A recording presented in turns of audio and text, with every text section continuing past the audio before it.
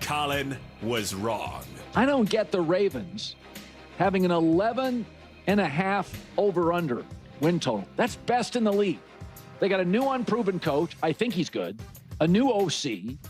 They lost the best center in football, maybe, Tyler Linderbaum. You got the Max Crosby mess. You got the Lamar Jackson contract. I mean, you know, if Aaron Rodgers sticks around, Pittsburgh's pretty good. Joe Burrow's often the best quarterback Sunday in the league. I mean, you're going to beat the Browns probably twice, but I think Baltimore, to me, is an under bet.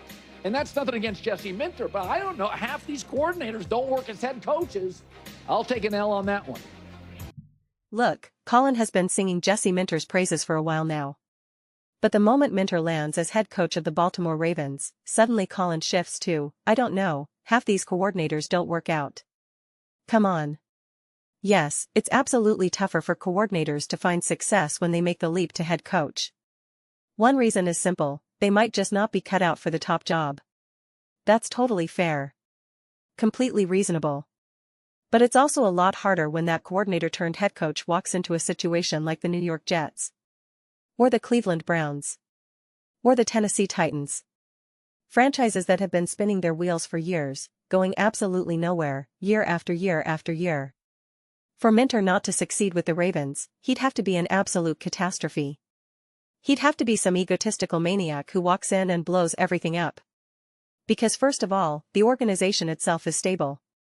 This isn't a complete disaster like the Jets have been, or some of these other franchises. You've got Lamar Jackson, an unbelievably, historically great quarterback.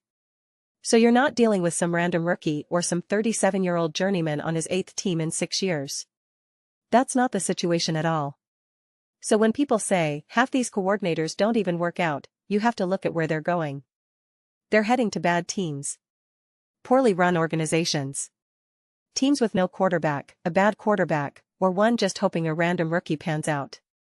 That's not the scenario Jesse Minter is stepping into. So I'm not concerned. Even if he doesn't turn out to be some unbelievable, elite head coach, that's fine. But it's not going to be a disaster. It's not going to be some awful situation that falls apart. So I'm not worried about that aspect at all. I also don't think the Ravens are losing sleep over Aaron Rodgers and the Pittsburgh Steelers. I know it hasn't necessarily worked out for them in the past. I get it. I understand that. But I'm not under the impression that Baltimore is sitting there thinking, oh no, the Steelers and the Bengals. I think the Ravens are more like, we're good. We're content. They're not saying they're going to win every game, but I don't think they're scared. So that's 6 games in the division alone that they feel great about. And I want to emphasize, I'm not saying they're going to sweep all 6. I'm not saying the Steelers won't be competitive or the Bengals won't be competitive. Not at all. But it's not one of those situations where they're looking at the schedule like, oh my god, this is a gauntlet. This is brutal. The Ravens are looking at it like, yeah, maybe some of these games will be tough, but it's on us. Who can make any real predictions about the Cincinnati Bengals at this point? I've got 0. I'm done trying to figure out what they can or can't be. That's a fool's errand. And the Pittsburgh Steelers, is Aaron Rodgers actually going to be the quarterback? What's the story there? I really anticipate the Cleveland Browns and Shedeur taking a big step forward. I'm predicting this is the year the Browns finally turn it all around. A new era. Oh wait, Deshaun Watson might still be the quarterback too. Okay. I guess so. But whenever people talk about Shedeur Sanders, it reminds me of when everyone was hyping Jaden Daniels. Mike Tomlin was like, we're on to face the real MVP. He was annoyed that anyone was making comparisons between Jaden Daniels and Lamar Jackson. All the hype around Shedeur, everyone who thinks he's this elite quarterback, it's like, no. That's Lamar. He's the real version of whatever you think Shedeur is. So I'm not exactly concerned about all that. I'll be honest with you. I don't get too caught up in win totals either. The 11.5 projections, all that. Every top team, every team projected to win its division and be a legitimate contender, they're all sitting at 11.5.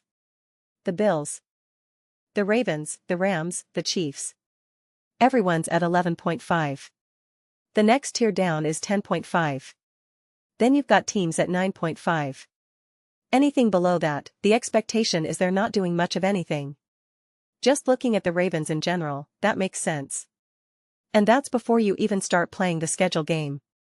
If I had no idea who the Ravens were playing, and honestly, I don't remember their schedule off the top of my head, I'd still look at that and say, yeah, that tracks. When you factor in the division and who they're potentially facing, again, is Joe Burrow even going to be healthy for the whole season? I don't know. Is their defense finally going to be competent? I have no idea. I believe in Joe Burrow when he's healthy, and Ja'Marr Chase, and T. Higgins. But I just don't know. And again, Aaron Rodgers with the Steelers, I think they've made some interesting moves, no doubt. I'm actually optimistic that they could become something under Mike McCarthy, all of that.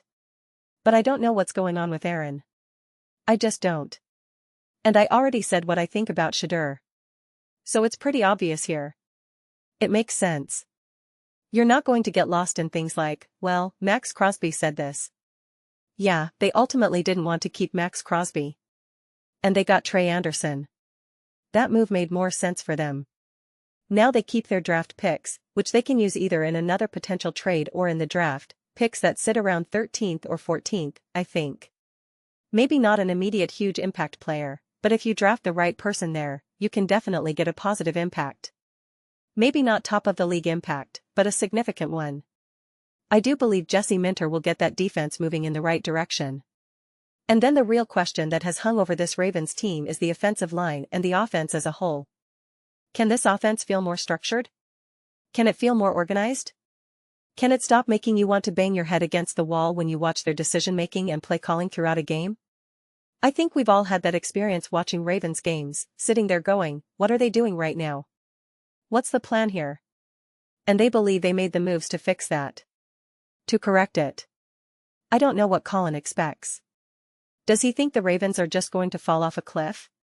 Because if they're not falling off a cliff, and again, maybe the division ends up being super competitive. Maybe Aaron is back with the Steelers and they're rolling, Joe Burrow is actually healthy, the Bengals' defense isn't a massive liability, maybe that tightens things up. But unless there's an actual scenario where the Ravens are a complete mess this year, how are they not floating at minimum in that 10 to 11 win range? Just 10 or 11 wins.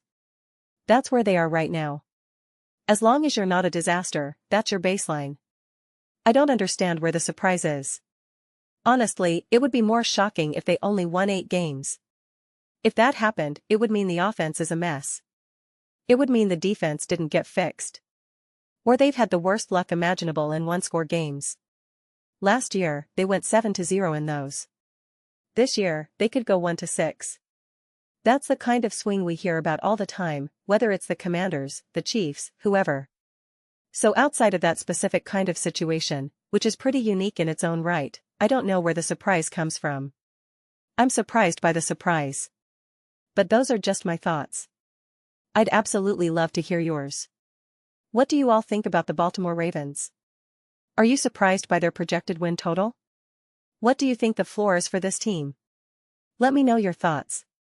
I read every single comment. Whether you agree with me or disagree with me, either way, let's get into some discussions. Let's get into some debates. But ultimately, let's just have some fun. And please do consider subscribing. We're building an amazing community here, and I'd absolutely love to see you be part of it. I want to build something that we all genuinely feel connected to. Something we're really excited to be part of. I think we're well on our way to doing that. Please don't forget to give this video a thumbs up, it really does help with visibility and the algorithm. Thank you so much. See you next time.